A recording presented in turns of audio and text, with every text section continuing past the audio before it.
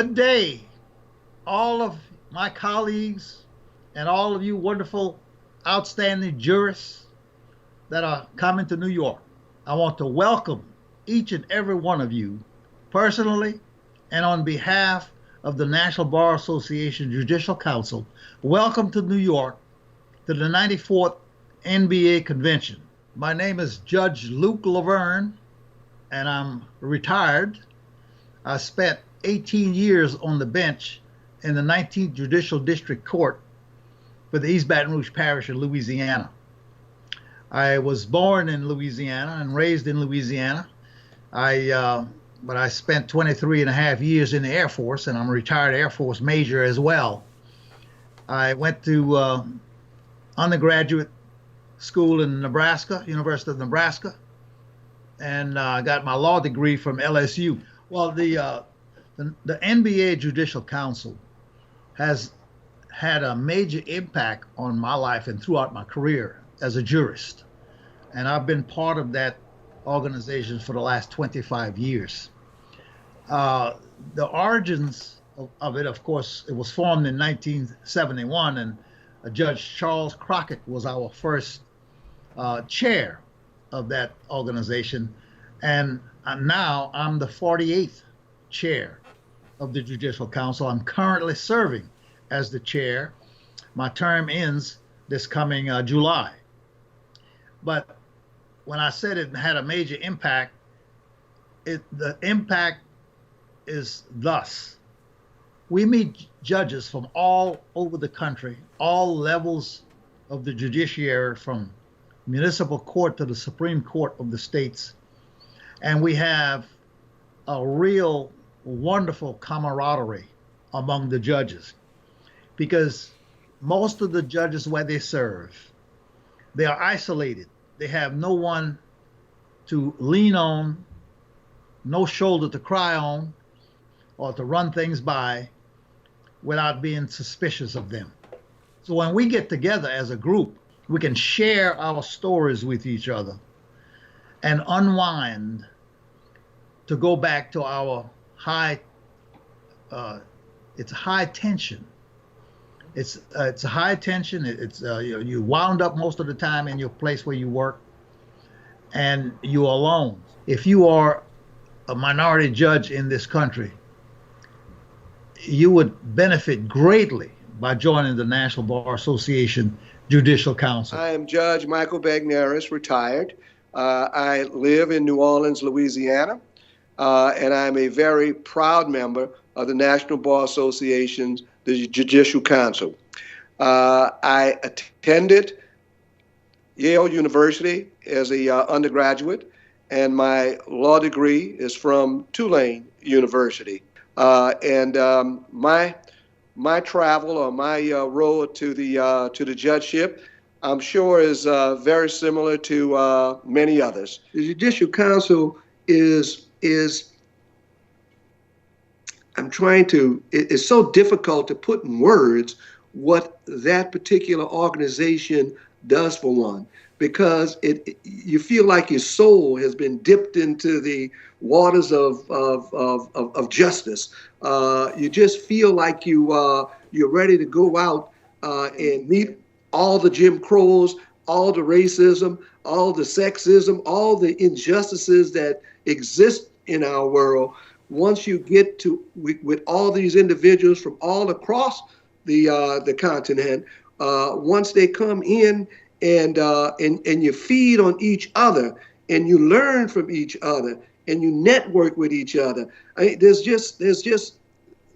no comparing it to any other organization when you start talking about what the NBA and the Judicial Council does for an individual who is interested in practicing law or administering over the bench or advocating. Hello, my name is Judge Yvette Mansfield Alexander, and I serve on the Baton Rouge City Court in the great state of Louisiana. My proudest moment of being a member of the National Bar Association Judicial Council was when I was elected chair of this council. It was a dream come true for me. I remember my first time coming to the Judicial Council and just watching the chairs and the officers and the board members and what they represented, how they carried themselves, what issues they discussed, and thinking one day I could be chair of the National Bar Association. My proudest moment was the moment when I became chair and I did my midwinter conference in St. Martin. My father came over to preach the convocation service. My whole family came. It was a glorious time. And even though we were having many difficulties, many struggles in the Judicial Council at that time, my father knew none of that. But his whole sermon was dedicated to how we could solve these problems. Look at God work. He can really, really work. And he did work in the Judicial Council. That was one of my proudest moments, being the chair of the National Bar Association Judicial Council. Hello, I'm Johnny Hardwick, presiding judge for the 15th Judicial Circuit in Montgomery, Alabama. I've been a member of the NBA for many, many years. And once I became a judge, I joined the NBA Judicial Council, where I've served as the chair, the 46th chair of the NBA Judicial Council. As a member of the council, I made many friends. We've exchanged a lot of ideas at our midwinter and annual conventions. I continue to share friendships with many of the judges that I've met in the NBA. Hello, my name is Justice Shelvin Louise Marie Hall of the Illinois Appellate Court, Chicago, Illinois. The National Bar Association has been central to my legal career. After graduating from Hampton Institute, I attended Boston University Law School. In 1972, we started the student division of the National Bar Association, and then along with Junius Williams and others, we started the Young Lawyers Division. Of course, you know that I cannot stop talking without saying something about my big sis, Justice L. Priscilla Hall. She and I are the nation's first Black elected sister judges and first Black sister appellate court judges. We continue to serve the Judicial Council of the National Bar Association whenever needed, encouraging young leaders, honoring the past, still committed to the theme of my year as chairman, unity without uniformity. I thank you for this time. Hello, my name is Denise Langford Morris. I am a judge of the Oakland Circuit Court here in the 6th Circuit, Oakland County, Michigan. I've served on the bench for 27 years. I began my journey as a judge back in 1992, but I had accomplished quite a bit before I ever made it to the judiciary. I started out as a proud product of the Detroit public school system, born and raised in Detroit, Michigan. I have the honor and privilege of serving as an elected judge, initially appointed in '92, and having won 5 general elections since then. Well, I'm always mentoring and looking for young lawyers and judges to be more active in the National Bar Association and the National Bar Association Judicial Council. In fact, recently I co-chaired the event in Panama, our midwinter, along with Judge Randa Trapp, and I was so proud to recognize Judge Deborah Nance, who is here in Southfield, Michigan, as a relatively new judge. She just won her 2nd term, so she's in her 7th year. But she came. I've been trying to get many, many more. And we have many judges in Michigan that have been active in the Judicial Council and have participated with us in the past. My friend here locally, Judge Karen Fort Hood, she has been involved, Judge Penny Millender, Judge Terrence Keith. We're always looking for more, however. I want to encourage those because the National Bar Judicial Council is an organization where you meet so many that are first, so many that are active within their various states and bar associations, so many that are leaders within their community. And I encourage everyone that has an opportunity that works in the legal field to get active, because as you know, we have a long way to go, and we are always under scrutiny as Black judges. We always need the assistance of great lawyers, and we need everyone to please stand up and be active in the National Bar Association Judicial Council. I'm Ted Newman.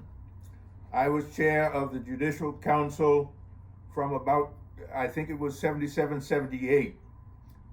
I succeeded Glenn Johnson, Intermediate Court of Appeals, Chicago, Illinois. I had joined the National Bar in the late 1960s or early 1970. My first convention was 1973 in San Francisco when I joined the Judicial Council. I think the Judicial Council is important for all Black judges for a variety of reasons. Most importantly, networking and shared common human experience. I have found great succor and help in being able to discuss common problems with members of the council. I think anyone would likely share the same experience if they were to join the council. Remember, the battle is not won, the fight continues. Nirvana is never. My name is Priscilla Hall. I was born in Cuero, Texas, which is a very small town 2 hours south of Houston that no one ever heard of. My father was a preacher, my mother was a teacher. We were part of the Black migration, moved from Texas to Chicago. So obviously we got confused. We should have been in Texas with the rest of, in California with the rest of the Texans, but we went to Chicago because my father was called to pastor a church, Friendship Baptist Church on the west side of Chicago. And that, let me segue into the Judicial Council there, because that is one of the strengths of the Judicial Council. Judges who are in their various courts, in their various states, we get to come together several times a year and talk about that. We go to the Judicial Council where seminars are provided on issues or topics that are relevant to your everyday practice. More importantly, you get to meet judges from across the state and across the nation. And you can talk to them about the same kind of issues that you have and see if they have faced the same kind of problems. And then you can talk about how to resolve that. So that's one of the main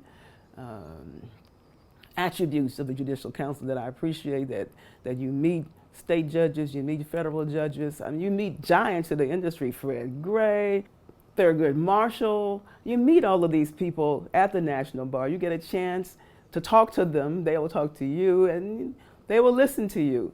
So, as I said, George Bundy Smith, it's just all around the country. There are judges that you know, that you've met, and if you have a problem, if you have a question, you can call any of them. They're always receptive. Greetings, I'm Judge Randa Trapp from the San Diego Superior Court, and I am honored and privileged to have served as chair of the Judicial Council in 2014 and 2015. The National Bar Association and the Judicial Council have been very important to me in my development as a lawyer and as a judge. I attended my first NBA annual meeting in 1989 and have not missed an annual meeting since then. So this year, while we're in New York, I will celebrate my 30th annual meeting. So it's been a wonderful career, aided by all of the mentoring and friendships that I've developed as a member of the National Bar Association and through my participation in the Judicial Council. Again, I'm honored to have served and continue to hold the Judicial Council near and dear to my heart. Judge Johnson, the NBA Judicial Council was started in 1971, and the first chair was George Crockett. Did you happen to know the first chair? I remember George. He was a judge from, I knew him when he was in Detroit, and he was an excellent judge, and he's a wonderful human being. And I thought that he was still alive, but I understand he's going on to meet the Lord, huh? The Judicial Council was started to eradicate racial and class bias within the judicial system and to improve public confidence in the judiciary. Do you think that that is still a need today? A great need. A lot of people tout how wonderful the judiciary is and diversity. That's not accurate. There's a need for more diversity in state court and federal court. As I said before, when I got here in the Eastern District, I was only the second African American federal judge to sit on this bench. I was here about 15 years before we got another federal judge of color. That was Sandra Towns, and she went home to see the Lord. And I think we have 4 now on the bench. You know, and I think that the NBA Judicial Council is important, not just to ensure that the judiciary is diverse, and that's extremely important because it promotes public confidence. You know, I remember when I was a new judge, whenever an African American litigant would come in and see me with my African braids, they would go, yes! And I think that's because they felt that they were going to get a fair shake. So it's not just about diversity, it's also making sure that we keep our justice system honest. And when I mean honest, I don't mean in terms of corruption, but I mean in terms of being responsive to the needs of the public. And I think that African American judges in particular have the correct background and the right views to make sure that our court system remains accessible to all. And our court system is not always accessible, particularly, when I mean accessible, not in terms of reaching, but in terms of fairness, in terms of resources, in terms of a lot of things, not always accessible to people of color. It's been my pleasure. I have learned so much. I am really so humbled and honored just to sit here. I didn't bring my robe, so thank you for lending the robe. I had no intentions on putting on a robe to sit here with both of you. Well,